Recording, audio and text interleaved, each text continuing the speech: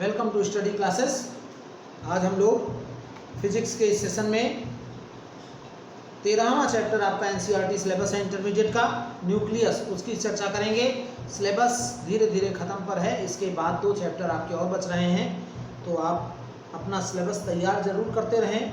केवल लिखने से या केवल वीडियो देखने से कुछ नहीं होगा, आप वीडियो को ज़रूर देखें, पूरा देखकर अपना कॉन्सेप्ट क्लियर करें और अधिक से अधिक लोगों में शेयर भी करें इसको, ताकि ज़्यादा से ज़्यादा लोगों तक पहुँचे और उनको भी लाभ मिल सके और हमारा भी उत्साहवर्धन हो। तो हम आज चर्चा करते हैं न्यूक्लियस की। स्ट्रक्चर ऑफ न्यूक्लियस क्या है। सबसे पहले जो नाभिक की बात हुई वो ये चर्चा की गई। ये चैप्टर जो है आपका वो थ्योरेटिकल है थोड़ा सा, तो आप ध्यान देकर कंप्लीट करेंगे। प्रोटॉन इलेक्ट्रॉन परिकल्पना क्या थी। सबसे पहले ये बात की गई कि प्रोटॉन और इलेक्ट्रॉन से मिलकर न्यूक्लियस का निर्माण होता है, यानी नाभिक क्या है, प्रोटॉन और इलेक्ट्रॉन से मिलकर बना हुआ है। तो जब रदरफोर्ड का अल्फा कण प्रकीर्णन प्रयोग नहीं हुआ था तो ये चर्चा की गई कि प्रोटॉन इलेक्ट्रॉन मिलकर नाभिक का निर्माण करते हैं, लेकिन बाद में रदरफोर्ड ने प्रोटॉन की खोज की और फिर इस तरीके से तमाम जो रिसर्च होती गई उनके बाद ये कल्पना को अमान्य सिद्ध कर दिया गया, यानी प्रोटॉन इलेक्ट्रॉन परिकल्पना को अमान्य सिद्ध कर दिया गया, क्योंकि इसमें तमाम कठिनाइयाँ प्राप्त की। प्रोटॉन इलेक्ट्रॉन परिकल्पना के आधार पर तमाम दोष हुए। वो दोष क्या थे वो महत्वपूर्ण हैं, आप ढंग से सुनेंगे। सबसे पहली बात कि नाभिक का आकार केवल 10⁻⁻15 मीटर के कोटि का होता है। इसके पहले वाले चैप्टर में हम चर्चा कर चुके हैं कि नाभिक का जो आकार है वो 10⁻15 मीटर के कोटि का होता है और इतने सूक्ष्म आकार में अगर कोई इलेक्ट्रॉन रहता है तो उसकी ऊर्जा 100 MeV के कोटि की होनी चाहिए। अनिश्चितता का जो सिद्धांत है, हेजनबर्ग अनसर्टेनिटी प्रिंसिपल, उसके अनुसार अगर इतने सूक्ष्म स्थान में कोई इलेक्ट्रॉन रहता है तो जो उसकी ऊर्जा है वो 100 MeV के आसपास होनी चाहिए। लेकिन वास्तव में जो नाभिक से उत्सर्जित होने वाले बीटा कण हैं उनकी ऊर्जा केवल 2-3 MeV होती है। सोचने की बात यह है कि 100 MeV होनी चाहिए और है कितनी, 2 से 3 MeV। तो जो ये ऊर्जा का अंतर है ये बात स्पष्ट करता है कि कुछ गड़बड़ है। वो गड़बड़ क्या है ये नहीं पता है हमको, लेकिन ये जरूर गड़बड़ है कि प्रोटॉन इलेक्ट्रॉन परिकल्पना में कुछ दोष है। अगली बात क्या आई, यदि नाभिक में इलेक्ट्रॉन हैं तो नाभिक का जो चुंबकीय आघूर्ण है वो इलेक्ट्रॉन के चुंबकीय आघूर्ण से कम नहीं होना चाहिए। अगर नाभिक में इलेक्ट्रॉन उपस्थित हैं तो जो नाभिक का चुंबकीय आघूर्ण है वो इलेक्ट्रॉन के चुंबकीय आघूर्ण से कम नहीं होना चाहिए, किंतु नाभिक का चुंबकीय आघूर्ण इलेक्ट्रॉन के चुंबकीय आघूर्ण का केवल 1000वां भाग होता है और 1000वां भाग होने के कारण ये स्पष्ट होगा कि इलेक्ट्रॉन नाभिक में नहीं हो सकते। फिर नाभिक में इलेक्ट्रॉनों की उपस्थिति मानने पर नाभिक का कोणीय संवेग प्रयोग द्वारा प्राप्त कोणीय संवेग से भिन्न प्राप्त होता है। अगर हम नाभिक में इलेक्ट्रॉन को मानते हैं तो नाभिक का कोणीय संवेग प्रयोग द्वारा ज्ञात कोणीय संवेग से भिन्न प्राप्त होता है और इस प्रकार से प्रोटॉन इलेक्ट्रॉन परिकल्पना को अमान्य सिद्ध करता है। और इसी बीच 1932 में चैडविक ने न्यूट्रॉन की खोज कर दी। न्यूट्रॉन पर कोई आवेश नहीं होता है और इसका द्रव्यमान प्रोटॉन के द्रव्यमान के लगभग बराबर होता है। न्यूट्रॉन के ये गुण प्रोटॉन के साथ मिलकर नाभिक के गुणों के अनुरूप पाए गए और यह माना गया कि नाभिक का निर्माण प्रोटॉन और न्यूट्रॉन से होता है। प्रोटॉन नाभिक को धनावेश प्रदान करता है और प्रोटॉन और न्यूट्रॉन मिलकर उसको द्रव्यमान प्रदान करते हैं। प्रोटॉन और न्यूट्रॉनों की कुल संख्या परमाणु की द्रव्यमान संख्या या परमाणु भार इसको कहते हैं और प्रोटॉनों की संख्या को परमाणु क्रमांक कहते हैं। आधुनिक आवर्त सारणी इन्हीं के आधार पर बनाई गई है, प्रोटॉनों की संख्या के आधार पर। जो नाभिक में उपस्थित होते हैं, न्यूक्लियस जो है यानी नाभिकीय कण जो है न्यूक्लियंस कहलाते हैं। प्रोटॉनों और न्यूट्रॉनों की संख्या को हम न्यूक्लियंस कहते हैं। तो ये बात हुई प्रोटॉन न्यूट्रॉन परिकल्पना। प्रोटॉन इलेक्ट्रॉन परिकल्पना गलत सिद्ध हो गई और प्रोटॉन न्यूट्रॉन परिकल्पना। अब बात करते हैं नाभिक का आकार, साइज ऑफ न्यूक्लियस। तो नाभिक का आकार क्या है, जो रदरफोर्ड ने अल्फा कण प्रकीर्णन प्रयोग किया और उसके बाद उन्होंने नाभिक के आकार का एक मोटा मोटा आकलन कर लिया, अनुमान लगा लिया कि ये 10⁻⁻15 मीटर के कोटि का होता है। लेकिन बाद में प्रयोगों से उन्होंने स्पष्ट किया कि नाभिक का आयतन जो है ये उसमें उपस्थित न्यूक्लियांशों की संख्या के अनुक्रमानुपाती है। न्यूक्लियांश की संख्या को यानी परमाणु भार को कैपिटल ए से लिखते हैं, तो ये देखा गया कि जो नाभिक का आयतन है 4/3 पाई आर क्यूब वो न्यूक्लियांश की संख्या के अनुक्रमानुपाती होता है। आयतन समानुपाती ए, तो यहाँ से आर क्यूब समानुपाती ए लिखा जा सकता है, यानी आर समानुपाती ए की घात 1/3 लिखा जा सकता है। आर बराबर R0 ए की घात 1/3, ये एक फार्मूला आपके पास बन गया। R बराबर R0 ए की घात 1/3, जबकि R0 क्या है, एक कांस्टेंट क्वांटिटी है और R0 का मान 1.2 × 10⁻⁻15 मीटर के आसपास पाया। अब ए क्या है, ए अलग अलग परमाणुओं के लिए अलग अलग होता है, परमाणु भार है, और इससे यह स्पष्ट हो गया कि अलग अलग परमाणुओं की नाभिकीय त्रिज्याएं अलग अलग होती हैं।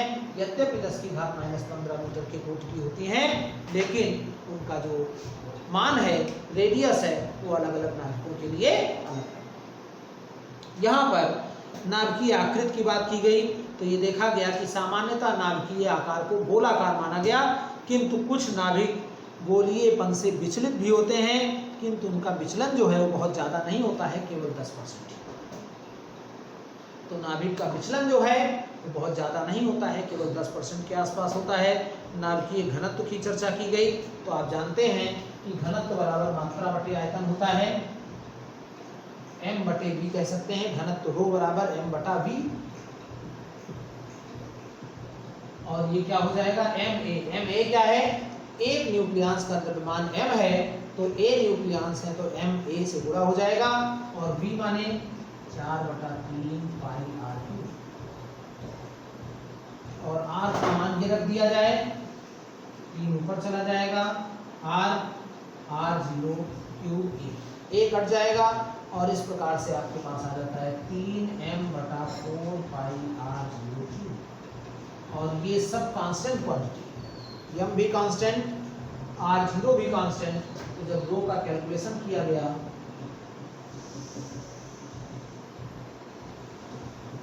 3.14 और r0 का मान 1.2 -15 इतना क्यूब, और जब ये कैलकुलेशन आया तो ये लगभग आया 2 × 10⁻17 किलोग्राम प्रति यूनिट। तो इस प्रकार से जो परमाणु के नाभिक का घनत्व है वो इतना होता है, मतलब कि ये बहुत अधिक है। कहने का मतलब ये हुआ कि नाभिक सघन रूप से भरा है।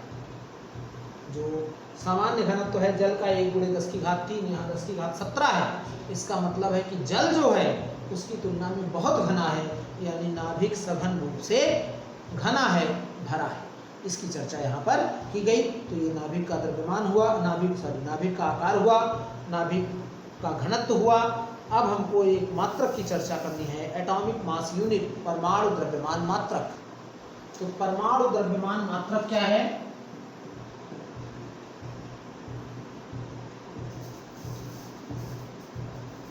AMU कहते हैं, एटॉमिक मास यूनिट। जो नाभिकीय कण हैं या परमाणु हैं या मूल कण हैं, ये बहुत छोटे होते हैं। इनके द्रव्यमान को हम किलोग्राम में व्यक्त नहीं कर सकते। इनके द्रव्यमान को व्यक्त करने के लिए एक विशेष मात्रक चुना गया, जिसे परमाणु द्रव्यमान मात्रक यानी एटॉमिक मास यूनिट कहा। क्या है एटॉमिक मास यूनिट? एक एटॉमिक मास यूनिट का मतलब हुआ कार्बन 12 के परमाणु के 12वें भाग, यानी कार्बन परमाणु के द्रव्यमान के 12वें भाग के बराबर होता है। एक AMU बराबर हुआ, एक AMU बराबर 1/12 6C12 के एक परमाणु का द्रव्यमान, एक परमाणु का द्रव्यमान। हालांकि केमिस्ट्री में आपने ये पढ़ा होगा, लेकिन यहाँ न्यूक्लियर फिजिक्स में ये चर्चा करनी है। 1/12 6C12 के एक परमाणु का द्रव्यमान क्या होगा? अवोगाद्रो नंबर से अगर हम परमाणु भार को भाग दे दें तो 12/n, और ये उत्तर आपका ग्राम में आएगा 1/n ग्राम। n का मान रख देंगे 6.02 × 10⁻23 ये ग्राम हो जाएगा। और ये कैलकुलेशन जब आप करेंगे तो 1.66 × 10⁻24 ग्राम, और इसी को लिख सकते हैं 1 AMU बराबर 1.66 × 10⁻27 किलो। ये आपका मान हो गया 1 AMU का मान। अब इसके तुल्य इसी को 1 AMU को 1 U भी लिख दिया जाता है, 1 U भी लिख दिया जाता है। ये दोनों बातें एक ही हैं, 1 AMU लिखा जाए या 1 U लिखा जाए एक ही बात होगी, परमाणु द्रव्यमान मात्रक। तो ये बात हुई कि एक परमाणु द्रव्यमान मात्रक कितने किलोग्राम के बराबर होगा, 1.66 × 10⁻27 किलो। अब तुल्य ऊर्जा क्या होगी, बहुत महत्वपूर्ण बात है ये आपको निश्चित रूप से जाननी चाहिए। E बराबर mc²। तो 1 AMU के तुल्य ऊर्जा अगर आप निकालेंगे 1.66 × 10⁻27 3 × 10⁸ और इसका होल स्क्वायर। और इस कैलकुलेशन को जब आप पूरा करेंगे तो 9 9 × 6 = 54, 9 × 6 = 5 × 59, 9 × 1 = 9 5 × 14, 16 और 11 = 27, 14.94 × 10⁻11, 1.49 × 10⁻10 जूल। और इस जूल को आप इलेक्ट्रॉन वोल्ट में बदल लीजिए, यानी 1.49 × 10⁻10, 1.6 × 10⁻19 इलेक्ट्रॉन वोल्ट। भाग करेंगे 16 × 9 = 144, 5 16 × 3 = 48 और 16 × 1 = 16। कितना आएगा 2 × 10⁶ eV। ये 19 ऊपर जाएगा प्लस हो जाएगा, ये दशमलव हटेगा, ये दशमलव से 12 हो गया, ये 19 से 20 हो गया, 12 8 20। भाग करेंगे तो 9.31 आएगा, यानी 10⁶। और ये 10⁶ हटा दिया जाए तो 931 m, यानी 1 AMU 931 MeV ऊर्जा के तुल्य। 1 AMU 931 MeV ऊर्जा के तुल्य होगा। अगर हम कहीं 1 AMU द्रव्यमान की क्षति करते हैं तो वो जो ऊर्जा होगी वो 931 MeV के तुल्य ऊर्जा प्राप्त होगी। ये बात हुई आपके परमाणु द्रव्यमान मात्रक की और 1 AMU के तुल्य ऊर्जा की। अब इस चैप्टर में हम क्रमशः आगे बढ़ते हैं और बात करते हैं नाभिक का वर्गीकरण की। नाभिक न्यूक्लियस की चर्चा हम लोग कर रहे हैं, तो क्लासिफिकेशन ऑफ न्यूक्लियस क्या होगा या न्यूक्ली का क्लासिफिकेशन क्या होगा। प्रोटॉनों की संख्या, न्यूक्लियनों की संख्या के आधार पर नाभिक को निम्नलिखित वर्गों में बांटा गया है। जो पहला बात है यानी समस्थानिक, जिसको हम समप्रोटॉनिक कह सकते हैं। आइसोटोप, आइसोटोप क्या है आप पढ़ चुके हैं, एक ही तत्व के ऐसे परमाणु जिनके नाभिक में प्रोटॉनों की संख्या समान होती है किंतु न्यूट्रॉनों की संख्या भिन्न भिन्न। एक ही तत्व के वे परमाणु जिनके नाभिक में न्यूट्रॉनों की संख्या भिन्न भिन्न होती है लेकिन प्रोटॉनों की संख्या समान होती है, वो समस्थानिक कहलाते हैं क्योंकि उनका आवर्त सारणी में स्थान समान है। और समस्थानिक या इनको हम आइसोटोप्स या आइसोप्रोटॉन्स या समप्रोटॉनिक भी कहते हैं। जैसे हाइड्रोजन के 3 समस्थानिक 1H1, 1H2, 1H3। ऑक्सीजन के 2 समस्थानिक, ऑक्सीजन के भी 3 समस्थानिक 8O16, 8O17, 8O18। Chlorine 17Cl35, 17Cl37। परमाणु क्रमांक समान होना चाहिए, यानी ऐसे तत्व एक ही तत्व के ऐसे परमाणु जिनके परमाणु क्रमांक समान है, प्रोटॉनों की संख्या समान है, वो आइसोटोप कहते हैं।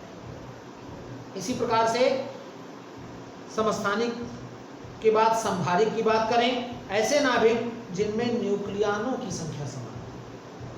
अगर किसी नाभिक में न्यूक्लियंस की संख्या समान है तो न्यूक्लियंस की संख्या समान होने पर हम उनको संभारिक कहें। न्यूक्लियंस का मतलब हुआ प्रोटॉनों और न्यूट्रॉनों की कुल संख्या समान हो, यद्यपि इनकी आपस में संख्याएं भिन्न भिन्न हो लेकिन इनका योग समान होना चाहिए। जैसे 1H3 2He3, 1H3 2He3। ये अलग अलग तत्व हुए, संभारित कहें, आइसोबार्स। इसी प्रकार से 6C14 और 7C14,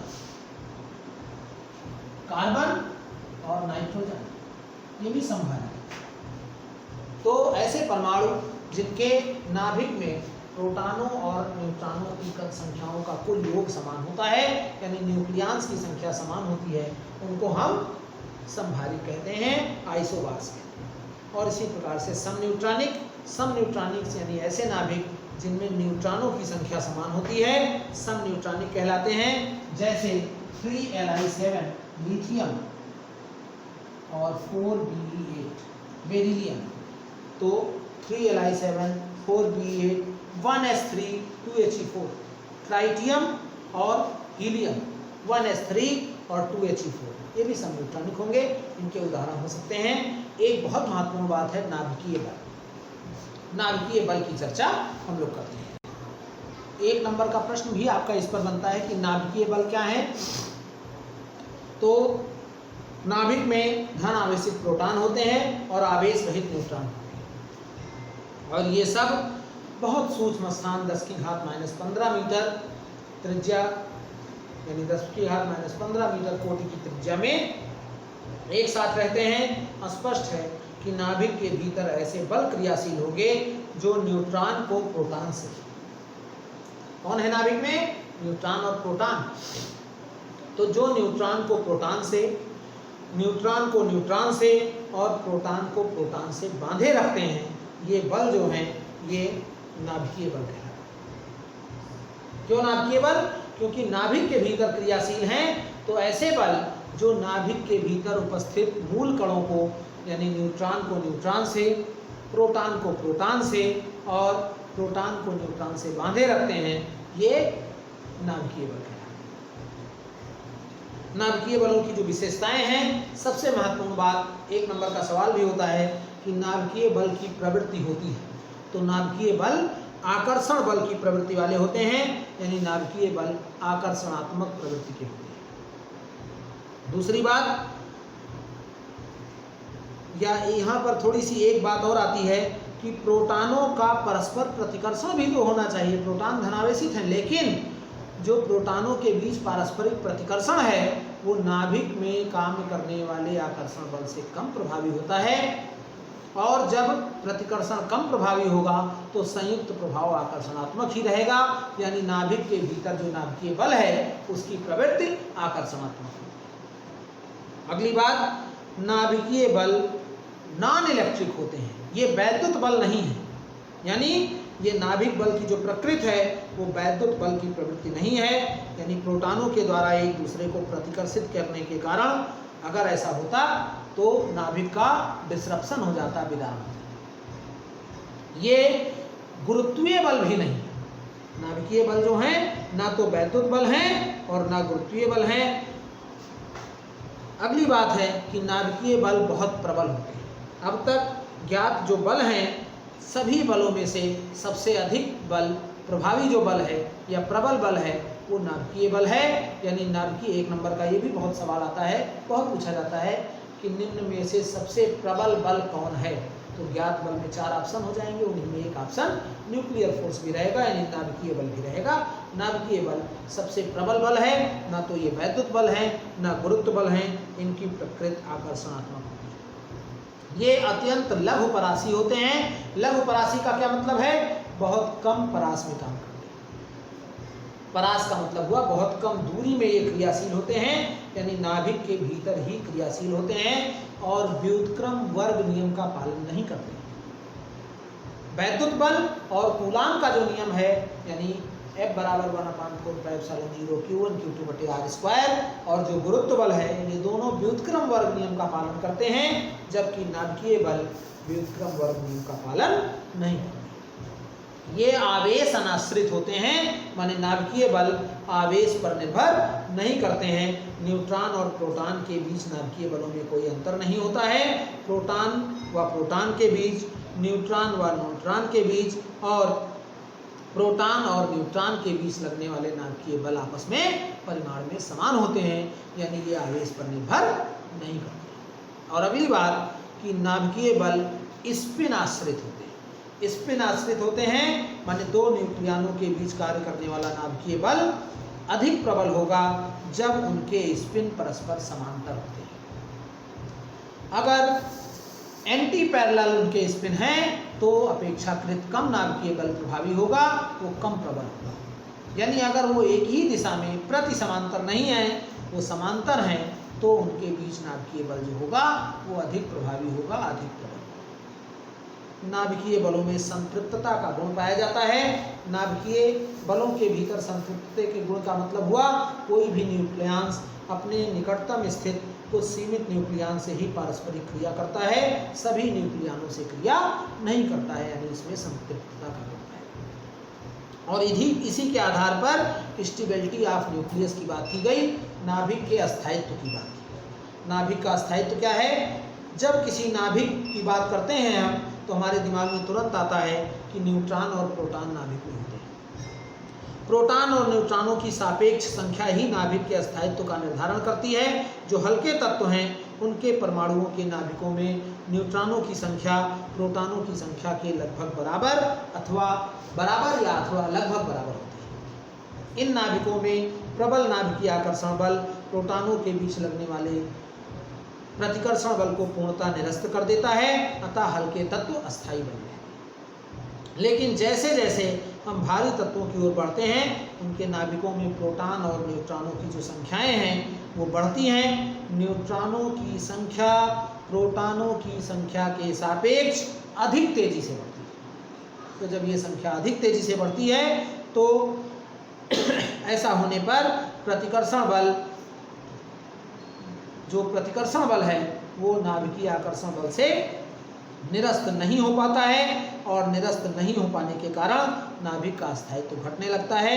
जैसे लोहे के नाभिक में न्यूट्रॉनों की संख्या प्रोटॉनों की संख्या के सापेक्ष लगभग 20% अधिक है, यूरेनियम में लगभग 50% अधिक है, और इस प्रकार से वैद्युत प्रतिकर्षण बल प्रोटॉन के प्रत्येक जोड़े के बीच क्रियाशील होता है, जबकि नाभिकीय आकर्षण बल चूंकि लघु परासी होता है, प्रतिकर्षण बल तो व्युत्क्रम वर्ग नियम का पालन करता है, लेकिन जो ये बल है वो लघु परासी होने के कारण ऐसा नहीं कर पाता है और अपने समीप वाले न्यूक्लियस के बीच ही कार्य करता है। तो अत्यधिक समीप वाले न्यूक्लियस के बीच क्रियाशील होने के कारण वैद्युत प्रतिकर्षण बल कुल नाभिकीय बल की अपेक्षा अधिक तेजी से बढ़ता है। वैद्युत प्रतिकर्षण बल अधिक तेजी से बढ़ने के कारण, चूंकि लघु परासी होता है न्यूक्लियर फोर्सेस, तो लघु परासी होने के कारण जो नाभिकीय बल है वो अधिक तेजी से बढ़ेगा, प्रतिकर्षण बल अधिक तेजी से बढ़ेगा, जिससे नाभिक का अस्थायित्व घटने लगता है। और जैसे जैसे प्रोटॉनों और न्यूट्रॉनों की संख्या बढ़ती है, नाभिक का अस्थायित्व घटता जाता है। यही कारण है कि शीशे से भारी सभी तत्व जिसमें प्रोटॉनों की संख्या 82 से अधिक है, यानी लेड पीबी यानी शीशे से भारी सभी तत्व अस्थायी होते हैं। तो ऐसे तत्वों के नाभिकों से रेडियो एक्टिव उत्सर्जन होता है और ये हल्के तत्वों में बदलते रहते हैं, और ये अधिकांश यानी जो भारी तत्व हैं ये रेडियो एक्टिविटी के कारण बदलते बदलते शीशे में ही बदलते हैं, और यही कारण है कि रेडियो एक्टिविटी का गुण भारी नाभिक में पाया जाता है। बहुत महत्वपूर्ण सवाल कि रेडियो एक्टिविटी का गुण भारी तत्वों में क्यों पाया जाता है? तो भारी तत्वों में नाभिक का अस्थायित्व नहीं होता है, नाभिक अस्थायी नहीं रह सकते हैं, इसलिए उनमें रेडियो एक्टिविटी का गुण पाया जाता है। अब आप व्याख्या भी लिख सकते हैं कि जो हल्के तत्व हैं उनमें नाभिक अस्थायी होता है, क्योंकि उनके बीच नाभिकीय प्रतिकर्षण की तुलना में नाभिकीय आकर्षण प्रोटॉनों के बीच लगने वाले प्रतिकर्षण बल की तुलना में अधिक प्रभावी होता है, और नाभिकीय आकर्षण के अधिक प्रभावी होने के कारण उनका अस्थायित्व बना रहता है, वो अस्थायी रह सकता है। जबकि जैसे जैसे प्रोटॉनों और न्यूट्रॉनों की संख्या बढ़ती है, प्रोटॉनों के बीच तो सदैव नाभिकीय प्रतिकर्षण काम करेगा। क्यों? क्योंकि वो वैद्युत बल है और वो व्युत्क्रम वर्ग नियम का पालन करता है, जबकि नाभिकीय आकर्षण जो है वो बहुत लघु परासी होता है। अत्यंत लघु परासी होने के कारण केवल समीप वाले न्यूक्लियस के बीच ही कार्य करता है। तो समीप वाले अपने आसपास के न्यूक्लियस के बीच काम करने के कारण आकर्षण बल का प्रभाव यानी नाभिकीय आकर्षण बल या हम नाभिकीय बल कह लें, तो नाभिकीय बल का प्रभाव अपेक्षाकृत कम होता जाता है और प्रोटॉनों के बीच लगने वाला प्रतिकर्षण बल अधिक प्रभावी होता है। तो प्रोटॉनों के बीच लगने वाला प्रतिकर्षण बल अधिक प्रभावी होने के कारण उसका प्रभाव दृष्टिगोचर होता है और परमाणु अस्थायी नहीं रह पाता है, यानी उससे विघटन प्रारंभ हो जाता है और ऐसे परमाणुओं से रेडियो एक्टिविटी का गुण प्रदर्शित होता है। तो जो भारी तत्व हैं वो यानी लेड से भारी जो भी तत्व हैं उनमें रेडियो एक्टिविटी का गुण पाया जाता है। और आपसे ये क्वेश्चन भी पूछा जा सकता है कि रेडियो एक्टिविटी क्या है, कारण द्वारा स्पष्ट कीजिए कि ये गुण भारी तत्वों में ही पाया जाता है। तो ये बात हो गई इसकी। अब यहीं से चर्चा होती है कि रेडियो एक्टिविटी क्या है। एक नया टॉपिक निकल आया, हालांकि पिछली कक्षाओं में आप पढ़ चुके हैं। तो रेडियो एक्टिविटी क्या है, जो भारी तत्व हैं यूरेनियम तथा इसके लवणों से कुछ अदृश्य किरणें स्वतः ही निकलती रहती हैं जो अपारदर्शी पदार्थों में प्रवेश करने की क्षमता रखती हैं, फोटोग्राफिक प्लेट को प्रभावित करती हैं। इन किरणों को रेडियो एक्टिव किरणें कहा गया। इनको चूंकि बेकुरल ने अध्ययन किया था इसलिए इनको बेकुरल किरणें भी कहा गया। भारी तत्वों से निकलने वाली अदृश्य किरणों को जो फोटोग्राफिक प्लेट को प्रभावित करती हैं, अपारदर्शी पदार्थों में प्रवेश करने की क्षमता रखती हैं, इनको बेकुरल ने देखा था इसलिए इनको बेकुरल किरणें अथवा रेडियो एक्टिव रेज भी कहा गया। और इस प्रकार से किसी पदार्थ से स्वतः ही उत्सर्जित होने की इस घटना को, किरणों के स्वतः उत्सर्जित होने की इस घटना को रेडियो एक्टिविटी अथवा रेडियो धर्मिता कहा गया। ऐसे जो पदार्थ हैं वो रेडियो एक्टिव पदार्थ कहलाए। यूरेनियम में रेडियो एक्टिविटी के गुण के खोज के पश्चात यह ज्ञात हुआ कि यूरेनियम ही नहीं, यूरेनियम के साथ और भी तमाम ऐसे तत्व हैं जैसे थोरियम, पोलोनियम, एक्टिनियम या अन्य भारी तत्व जो हैं वो रेडियो एक्टिव। रेडियो एक्टिविटी का जो गुण होता है वो ये प्रदर्शित करता है कि भारी नाभिकों से स्वतः ही विकिरण का उत्सर्जन होता रहता है। तो विकिरण का जो स्वतः उत्सर्जन होता है वो रेडियो एक्टिविटी के गुण को दर्शाता है। और पियरे क्यूरी और उनकी पत्नी मैडम क्यूरी, बहुत महत्वपूर्ण बात है, इन्होंने एक नए रेडियो एक्टिव तत्व का आविष्कार किया जिसे रेडियम कहा गया। और बहुत मेहनत इन्होंने की। ऐसा कहा जाता है कि ये क्यूरी दंपति जो थे ये रेडियो एक्टिव पदार्थों को टेस्ट ट्यूब में लेकर लैब में दौड़ते रहते थे। और चूंकि ये जो विकिरण है ये मानव शरीर के लिए बहुत हानिकारक है, इसलिए इस दंपति की अल्प आयु में ही मृत्यु हो गई। और इनको नोबेल प्राइज भी मिला इसी कार्य के लिए। तो इन्होंने रेडियम की खोज की। और बहुत महत्वपूर्ण बात हम आपको बता रहे हैं, रेडियम की जो रेडियो एक्टिविटी का गुण है वो यूरेनियम की अपेक्षा लगभग 10 लाख गुना है। पियरे दंपति की ये खोज थी। 1898 में पियरे दंपति ने रेडियो एक्टिविटी के गुण के आधार पर एक नए रेडियो एक्टिव तत्व का आविष्कार किया, ढूंढा और इसको उन्होंने रेडियम नाम दिया। 30 टन पिथ ब्लेंडी जो एक प्रकार का कोलतार है, 30 टन, आप बात को ध्यान से सुनेंगे, 30 टन बहुत ज़्यादा मात्रा हो गई। 30 टन पिथ ब्लेंडी से 2 मिलीग्राम रेडियम निकाला। कंपैरेटिव स्टडी करिए, 30 टन और 2 मिलीग्राम। तो 30 टन पिथ ब्लेंडी खर्च करके उन्होंने 2 मिलीग्राम रेडियम निकाला। यानी वो कितनी मेहनत करनी पड़ी होगी, आप इसको केवल कल्पना कर सकते हैं, शायद इसको किया नहीं जा सकता। सुनने में ये लगेगा कि जैसे ये कोई ऐसी घटना है जो संभव नहीं है, जबकि ये कोई ऐसी घटना नहीं है। आप और बुक्स पढ़िए तो आपको पियरे क्यूरी और मैडम क्यूरी के बारे में मिलेगा। उनको इस कार्य के लिए नोबेल प्राइज़ भी दिया गया, 1903 का नोबेल प्राइज़ उनको दिया गया। तो 30 टन पिथ ब्लेंडी को खर्च करके उन्होंने 2 मिलीग्राम रेडियम प्राप्त किया और इस प्रकार से उन्होंने रेडियम की खोज की। रेडियम की जो रेडियो एक्टिविटी का गुण है, ये रेडियम का जो रेडियो एक्टिविटी का गुण है वो यूरेनियम की अपेक्षा लगभग 10 लाख गुना है। यानी रेडियम में 10 लाख गुना रेडियो एक्टिविटी का गुण इनकी तुलना में पाया जाता है। तो ये बात हुई रेडियो एक्टिविटी की। रेडियो एक्टिविटी से यानी रेडियो एक्टिव में अल्फा, बीटा, गामा किरणों का उत्सर्जन होता है। अल्फा धनावेशित हैं, बीटा ऋणावेशित हैं, गामा विद्युत उदासीन। इनकी चर्चा हम आगे करेंगे। फिलहाल इस टॉपिक पर बने रहिए आप हमारे साथ, हम आपको पूरा कॉन्सेप्ट क्लियर कराएंगे। नाभिक की चर्चा हम लोग कर रहे हैं, 3 लेक्चर मुझे लग रहा है लगेंगे। इसमें कोई न्यूमेरिकल बहुत महत्वपूर्ण नहीं है, लेकिन थ्योरी बहुत महत्वपूर्ण है। अगर आप उस थ्योरी को कंप्लीट करेंगे, आज का जो टॉपिक बताया, इससे आपको लगभग 1 से 2 नंबर का प्रश्न मिल भी सकता है परीक्षा में। आप उसका नोट्स तैयार करें और अच्छे से तैयार करें, कॉन्सेप्ट को क्लियर करते हुए नोट्स तैयार करें, उनसे विभिन्न प्रश्न ढूंढें, बुक से अपने प्रश्न ढूंढें, उनको लिखें, उनका उत्तर उसी नोट से ढूंढ कर लिखें, तो आपको क्लियर हो जाएगा। तो परमाणु नाभिक जब अस्थायी नहीं रह पाएगा तो वहीं से रेडियो एक्टिविटी की उत्पत्ति, यानी नाभिक का अस्थायित्व तो घटा तो रेडियो एक्टिविटी की बात आ गई। और रेडियो एक्टिविटी का गुण भारी नाभिकों में पाया जाता है। यूरेनियम, पोलोनियम, एक्टीनियम या तमाम ऐसे तत्व हैं, थोरियम, इन सब में रेडियो एक्टिविटी का गुण पाया जाता है। ये सब विघटित होते हुए शीशे में बदलते हैं। 1 नंबर का ये भी बहुत महत्वपूर्ण सवाल है, कहीं मिलेगा जब आप ढूंढेंगे कि अधिकांश भारी तत्व विघटित होते हुए किस तत्व में बदलते हैं, तो लेड यानी पीबी में बदलते हैं, क्योंकि सबसे भारी अस्थायी नाभिक जो है वो लेड है। सबसे भारी अस्थायी नाभिक लेड है, इसलिए सारे तत्व लेड में ही बदलते हैं। ये प्रश्न आपको कहीं मिलना चाहिए। हाँ, सबसे भारी अस्थायी तत्व कौन सा है, तो लेड है।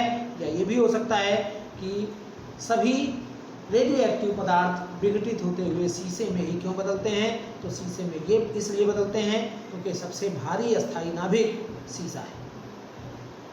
तो आप हमारे चैनल पर बने रहिए। अगर आपने हमारे channel study classes bye Ajay Mehrotra को अभी तक सब्सक्राइब नहीं किया है तो सब्सक्राइब करके बेल आइकन को प्रेस कर दीजिए, ताकि इस पर आने वाले वीडियो के नोटिफिकेशन आपको मिलते रहें और आप इनका बेहतर लाभ लेकर अपना सिलेबस अच्छे से तैयार कर सकें। वीडियो को लाइक और शेयर अधिक से अधिक करें।